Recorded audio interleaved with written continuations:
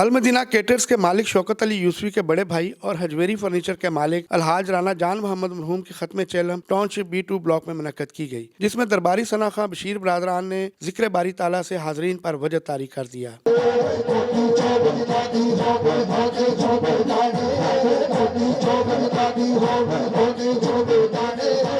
ختم چیلم کی تقریب میں خطیب داتا دربار مفتی Ramzan Sialvi, deputy attorney general Naseer Ahmed Bhatta, retired captain Ghulam Hussain, editor روزنامہ سعادت مہر عبدالرؤف، الحاج رانا جان محمد مرحوم کے صاحبزادے رانا بابر جان، رانا خاور جان، رانا نادر جان کے علاوہ عزیز و اقارب میں رانا دانیال شوکت یوسفی، رانا طلحہ یوسفی، عثمان امانت یوسفی، سماجی شخصیت اظہر حسین مرزا، سعید عمر، صدر پیپلز پارٹی PP 166 صداقت شیروانی، شہباز چدر، چودھری محمد اشفاق، اللہ دتا قادری کے علاوہ دوست احباب کی بھرپور شرکت۔ اس موقع پر لاہور 24 نیوز سے گفتگو کرتے ہوئے شرکا نے کہا، آج ہم جس محفل میں ہیں یہ جان محمد صاحب ہمارے بڑے محترم اور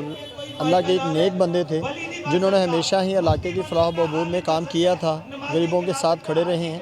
اور وہ ہمارے ایسے انسان تھے ہمارے علاقے کے جو داتا علی حجویری صاحب کو کی نسبت سے وہ آگے اپنی خدمات سر انجام دیتے تھے۔ ختم چیلم کے سلسلے میں یہاں پروگرام منعقد ہوا، جس میں لاہور کی بڑی مقتدر شخصیات نے شرکت کی اور رانا جان محمد صاحب کی جو حضرت داتا صاحب رحمۃ اللہ تعالیٰ علیہ سے عقیدت اور محبت اور اس کی برکات کی روشنی ڈالی۔ ان کے تینوں بیٹے جو ہیں بابر، خاور اور نادر، اللہ تعالیٰ انہیں آپس میں محبت عطا فرمائے اور اتفاق عطا فرمائے۔ ان کے